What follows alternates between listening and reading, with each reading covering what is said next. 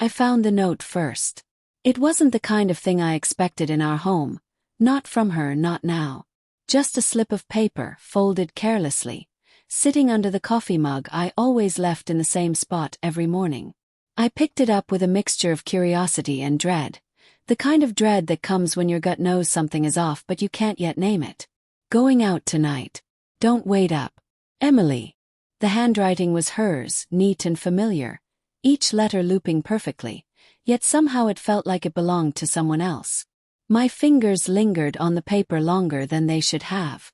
I stared at the words as if they could tell me more than the message itself. Going out tonight. Don't wait up.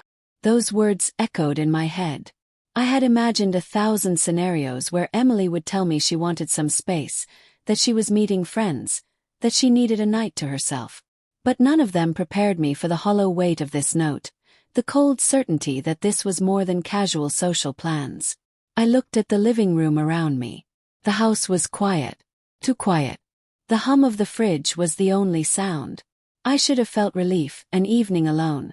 But instead, the silence felt heavy, oppressive, like a warning I was too scared to understand. I left the note where I found it. I didn't call, I didn't text. I didn't ask questions. I made a decision I didn't fully understand in that moment. I would let her go.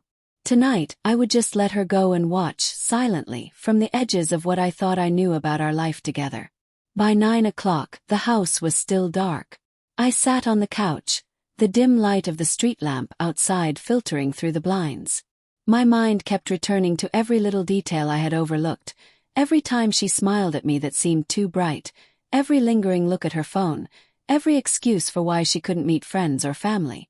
It all came back now, like pieces of a puzzle I hadn't wanted to see assembled. 10:15, my phone buzzed. I didn't recognize the number, but curiosity, maybe a need for answers, made me answer. Hello. A low, amused voice replied. Hey, you're Emily's husband, right? Froze. My pulse spiked, and a cold realization ran down my spine. Who is this? I said, trying to keep my voice steady. Let's just say, someone who knows your wife really well, the voice said, like it was enjoying every second of my confusion. She's having a good time tonight. A really good time. I ended the call before I could say anything, but the unease didn't leave me. Instead, it multiplied, clawing its way through my chest. I wanted to leave the house, confront her, call her friends, knock on doors, do anything to break the suspense, but I didn't. I stayed put. Waited. I told myself it was trust, or maybe restraint. Around midnight, the front door finally opened. The click of the lock was almost deafening in the quiet house. I heard her laugh before I saw her, a sound that once made me feel at home but now set my nerves on edge. Emily walked in, her high heels clicking against the hardwood floor. She wore a dress I didn't recognize, makeup heavier than usual, hair done in a way that seemed deliberate. She paused when she saw me on the couch, eyes widening for just a second before she masked it with a forced smile. Hey, she said softly, but the warmth I remembered in that voice was gone, replaced with a guarded tone. Hey, I replied, voice neutral. Too neutral, perhaps. She hung her coat and shrugged off her bag, glancing at me. You didn't wait up. I thought you said not to, I said, trying to keep my words casual. But inside, every syllable felt like glass cutting through my chest. Emily didn't answer immediately. She just walked past me to the kitchen, humming under her breath, pulling out a bottle of wine. She poured a glass for herself, one for me, and handed it over without looking me in the eye. I took the glass, my hand trembling. I watched her, noticing every small detail. How she held the glass, how her smile lingered in a way that seemed rehearsed, how she avoided my gaze. My stomach twisted. My mind raced. And then I saw it. Her phone lying face up on the counter, a message notification flashing briefly before she picked it up. Can't wait to see you again. Tonight was amazing. The world narrowed to that single line. My heart slammed against my ribs like it was trying to escape. I couldn't breathe. I couldn't speak.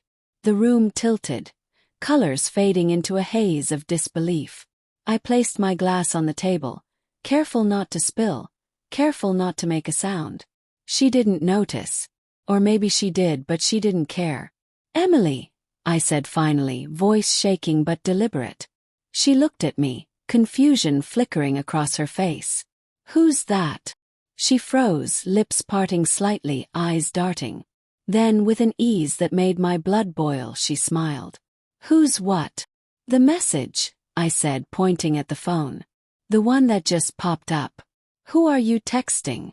Emily's smile faltered, replaced with a look I'd never seen before. Something calculating, something defensive. It's nothing. Just a friend." "A friend?" I echoed, my voice rising but still controlled. "At midnight? With that kind of message? A friend?" Her lips pressed into a thin line. She didn't answer. She didn't need to. Her silence said everything I didn't want to hear. I took a deep breath, fighting to keep my anger from spilling over. "Emily, I trusted you," I said, voice low, tight. "I left the note where it was. I didn't follow you. I didn't call. I let you go. And you went somewhere else. With someone else." Her eyes darted away, and for the first time I saw guilt, or maybe fear. But it wasn't enough to undo what she had done. It's not what you think," she said finally, her voice fragile but insistent. "I didn't mean for it to. You didn't mean for it to?" I cut her off, the edge in my voice sharper than I intended. "Emily, we built a life together. And you throw it away on a night out. On a lie. Don't talk to me about meaning. Don't talk to me about excuses." Tears welled in her eyes, but I didn't let myself look away. Not now. Not after everything I had seen, felt, and suspected. I'm sorry," she whispered. I wasn't thinking." I laughed bitterly, a hollow sound that felt foreign in my own ears. "Not thinking. You went behind my back, lied, and betrayed me. And you call that not thinking?" Her shoulders shook as she tried to explain, tried to justify, tried to cry. But none of it mattered.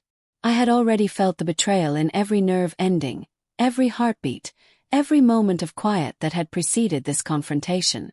I stood up slowly, letting the weight of the moment settle between us. The wine glass slipped from my fingers onto the counter, untouched, forgotten.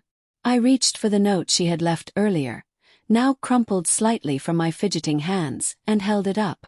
"I left this on the table," I said, voice calm but full of hurt. "I gave you the choice to tell me, to be honest. I let you go. And this?" I let the paper fall to the floor. "This is your answer." Emily sank into the chair, head in her hands, crying silently. I watched her, not with anger anymore, but with a profound sadness that felt heavier than any rage could. This was the woman I had loved, the woman I had trusted, the woman I had planned a future with, and she had shattered it, piece by piece, in the span of a single night. "I don't know what to say," she murmured, her voice muffled. "You don't need to say anything," I said. "Because words won't fix this. Actions won't either. It's done."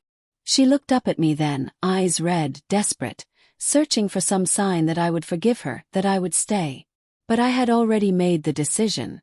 I couldn't unsee what I had seen, couldn't unfeel the betrayal that had dug itself into my soul.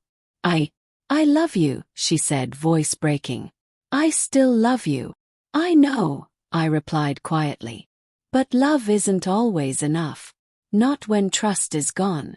She trembled, as if my words had physically struck her. "Please don't leave me. Please don't." "I already have," I said softly.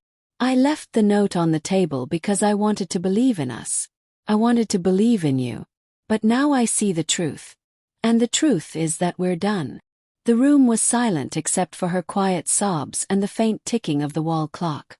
I turned, walking to the bedroom, my heart heavy, every step a mix of relief and heartbreak. I packed a small bag, taking only what I needed, and left the house without a word.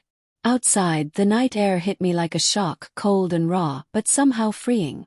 I didn't look back. I didn't want to. I knew that if I did, I might crumble, might beg, might let her manipulate me one last time. I got into my car and drove, windows down, the wind cutting across my face, carrying away the remnants of the life I thought I knew. For the first time in years I felt a strange clarity. Betrayal had torn everything apart, but it had also freed me from the blind trust that had blinded me to reality. I didn't know what the next chapter held. Maybe loneliness, maybe heartache, maybe even the eventual sting of loss fully realized. But I knew one thing. I would not let her betrayal define me. I would not let her choices break me.